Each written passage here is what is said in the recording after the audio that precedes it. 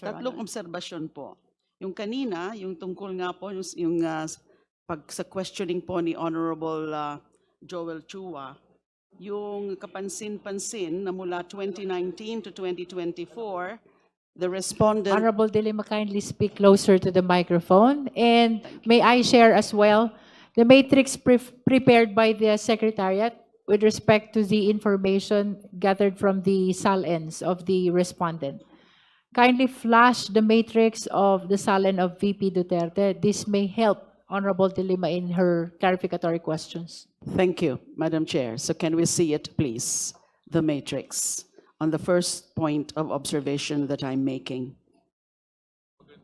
Yung tungkol po doon sa wala na pong naipakita o wala na pong na-declare or report na cash in bank or cash on hand from 2019 to 2024.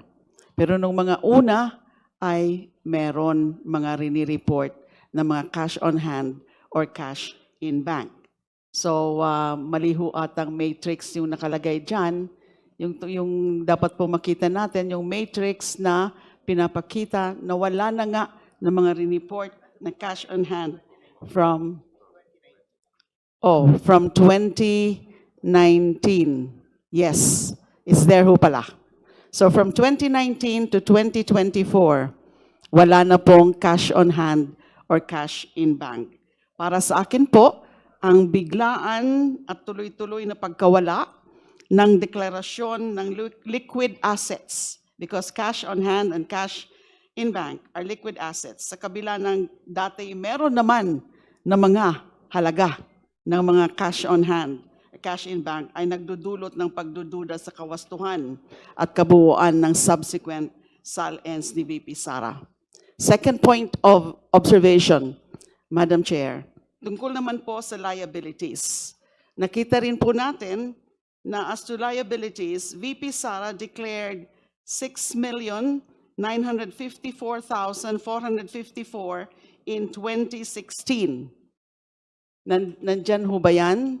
Yung liabilities, 2016, 6,954,454.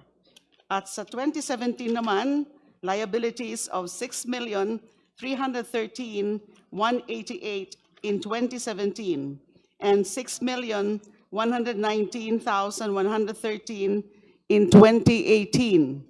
At sa 2019 naman po ay 3,460,790 and 2,490,105.90 in 2020.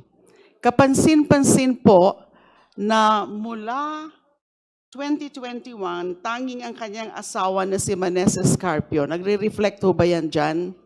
Na tanging yung kanyang asawa na si Manessa Scarpio ang may dineklarang mga liabilities at wala nang iniulat na utang o liability ni VP. Mako-confirm ho ba yan? Your Honor, I'm reading from the 2021 SALN submitted by the Vice President, and it is stated there that the liabilities was a personal loan from various creditors po by Attorney Manassa Scarpio. Yes. How about on the part of VP Sara herself? Meron pa ho ba na mga report na liabilities in 2016,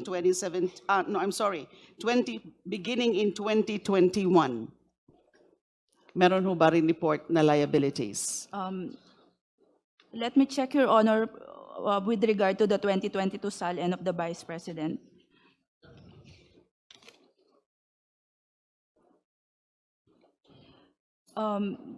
Based on the submitted 2022 SALN of the Vice President, the liabilities stated or declared therein was a personal loan of Manassa Scarpio.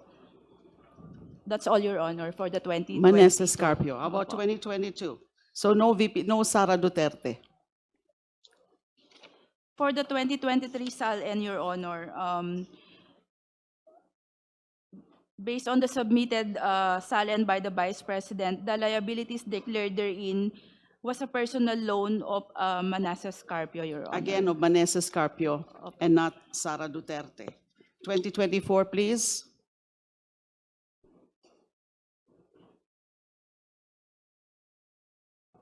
For the 2024 SALN, Your Honor, reading from the submission of the Vice President, the liabilities were declared to be loans of Manassas Carpio only, Your Honor, from various Again, creditors and only banks. Meneses Carpio and not Sara Duterte.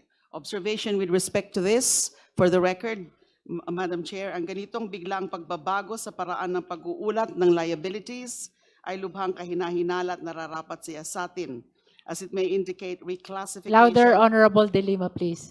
Ang ganito pong pagbabago sa paraan ng pag-uulat ng liabilities ay lubhang kahinahinala at nararapat siya sa atin, as it may indicate reclassification or possible circumvention of full disclosure requirements. One last point of observation, pagdating naman po sa net worth. So pinakita po kanina, we can again show po the matrix. We can, Please flash the matrix.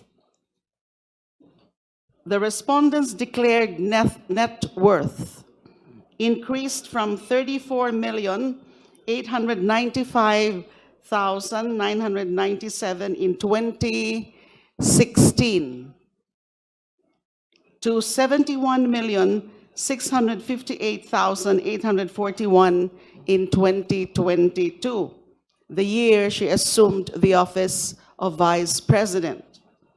Sa loob lamang ng 2 taon, ito ay lalo pang umakyat sa 88,512,370.22 noong 2024.